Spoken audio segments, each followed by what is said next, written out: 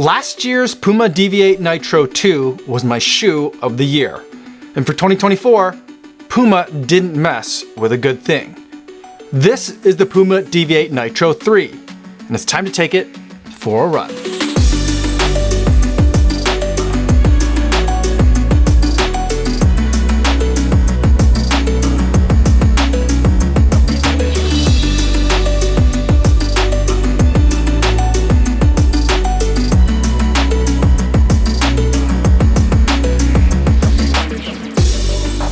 Yo, what's going on? My name is Kofuzi and I'm an elite runner who reviews running shoes here on YouTube. And today I want to talk to you guys all about the Puma Deviate Nitro 3. But before I give you my thoughts on this shoe, I do want to go over some disclosures. This is a pair of shoes that Puma sent to me for the purpose of review, so I did not have to pay for these shoes. However, nobody's paying me to make this video or to include their shoe in this video, and no one's going to get a chance to preview any of my footage or my thoughts before you guys get a chance to see this video on YouTube. So with that disclosure out of the way, let's talk about the Puma Deviate Nitro 3, and let's start with the specs. We've got a 39mm stack height shoe in the heel with a 10mm drop, giving us 29mm of stack height in the forefoot. And the foam setup that we have here is pretty similar to what we saw last year in that we had two different kinds of foam. Last year, I described it as a nice foam and then a nicer foam, and that's pretty much the same formula they've kept here.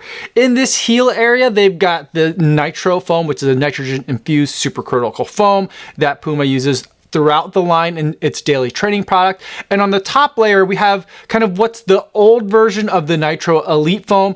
Last year, there's badging on this shoe that indicated Nitro Elite on the shoe, which I thought was really confusing because they have a Nitro shoe and a Nitro Elite shoe, and then a Nitro foam, and then a Nitro Elite foam, and the Nitro Elite foam was in the regular Nitro shoe. So I think part of it is to clear up some of the confusion. They've only written Nitro foam on this shoe, but there are still those two same types of foams in the Nitro 3. And the reason why they're also not writing Nitro Elite to indicate that there is a premium level of foam on the top layer of the shoe is that the Nitro Elite foam has also gotten an upgrade for 2024. So in like the Fast R2, the Deviate Nitro Elite 3, they've moved to an aliphatic TPU foam for that. And that's very different than the Nitro Elite foam that they used to have. But for those of you who loved last year's Deviate Nitro 2, the same foam setup is here. Although there are a couple of tweaks. This year, as I indicated, it's a 10mm heel drop,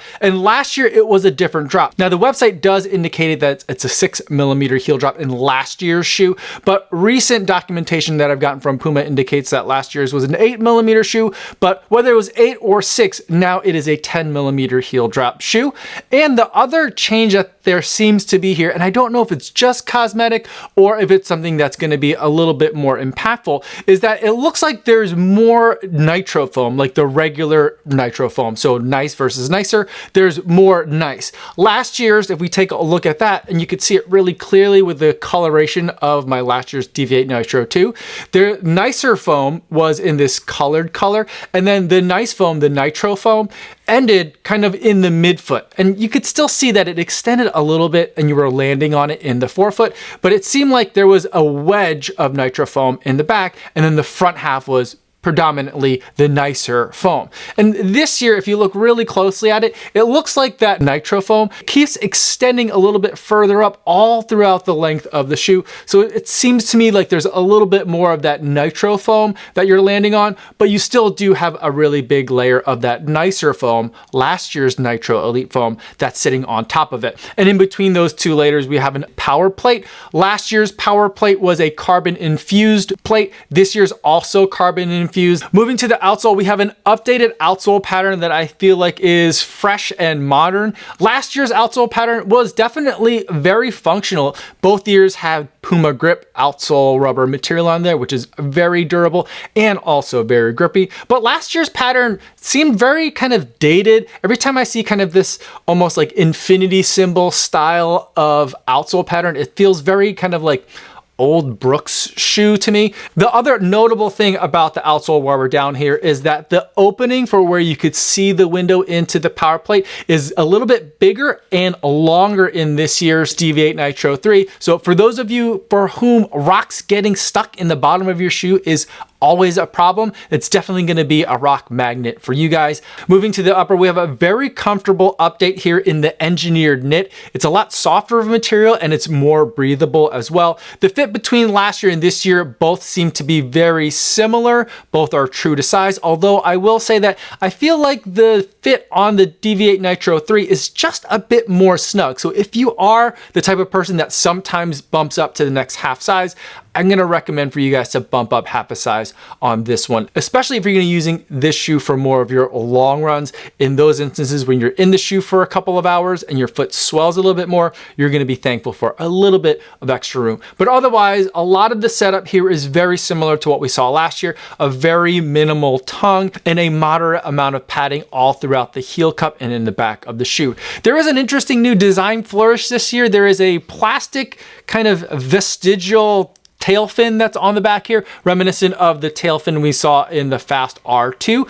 I don't think this really does anything. Maybe it provides a tiny bit more structural support, but really it's just there for show. And altogether, this shoe comes in at a respectable weight of 265 grams or 9.3 ounces.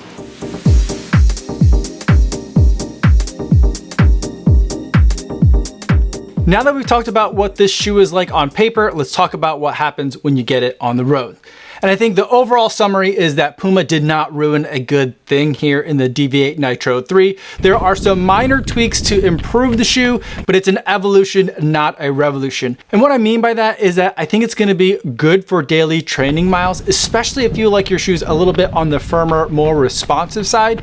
But I think it's really going to excel for most people when they're using it for workouts. I've used it both for long runs and for threshold repeats, but I definitely prefer it for threshold repeats. Anything where I'm picking up the pace, pushing into the shoe a little bit harder and wanting to get something more out of it, the Puma Deviate Nitro 3 really delivers. It's a very fun shoe to run in quickly. But I do feel like this shoe has firmed up just a little bit over its predecessor from last year. And I think that's going to be a combination of all the little tweaks that have been put together. The change in the heel drop, the change in the exact geometry of how much of the Nitro Elite or the old Nitro Elite foam is in that top layer and how much of the Nitro foam is in that bottom layer.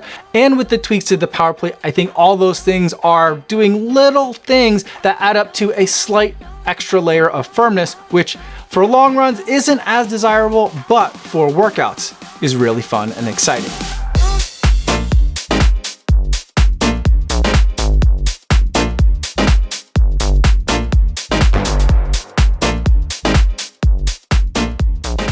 Next, let's zoom out a little bit and talk about where this Puma Deviate Nitro 3 fits within the broader Puma lineup. Now, whenever I'm looking at a running brand's lineup, I always like to start with the daily trainer. And for Puma, that's the Velocity Nitro 3. This is definitely a workhorse style type of shoe. It's using a full length bottom layer of EVA and then Nitro foam as the top layer. So the foam that's in the heel of the Nitro 3, and there isn't a carbon fiber plate in it, but this is the kind of shoe that you're gonna be using for your daily training miles, your everyday runs, the shoe that you'll reach for most frequently in the week. Now for racing, Puma now has two different style of racing shoes. They've got the Deviate Nitro Elite 3 and the Fast R2. And the way that Puma differentiates these two shoes is depending on what kind of experience you're looking for. If you've got more of a powerful stride, Puma's going to recommend that you reach for the Fast R2. But if you're looking for faster turnover or a faster cadence, then the lighter Deviate Nitro 3 is a shoe that you're going to be looking at.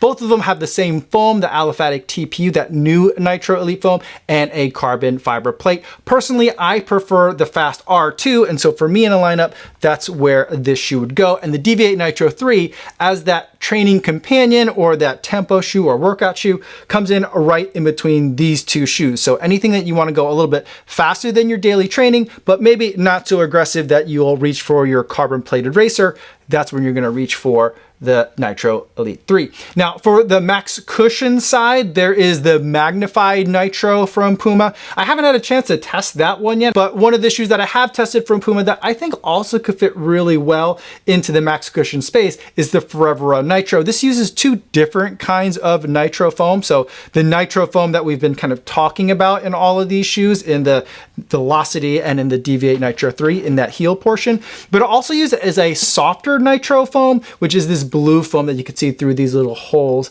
in the outsole here. And I find like this shoe is a kind of like a neutral stability kind of shoe that has a really nice squish to it that I enjoy in that max cushion space. So that's an option for you guys as well. And so this is, I feel like, a really fun lineup to have from Puma.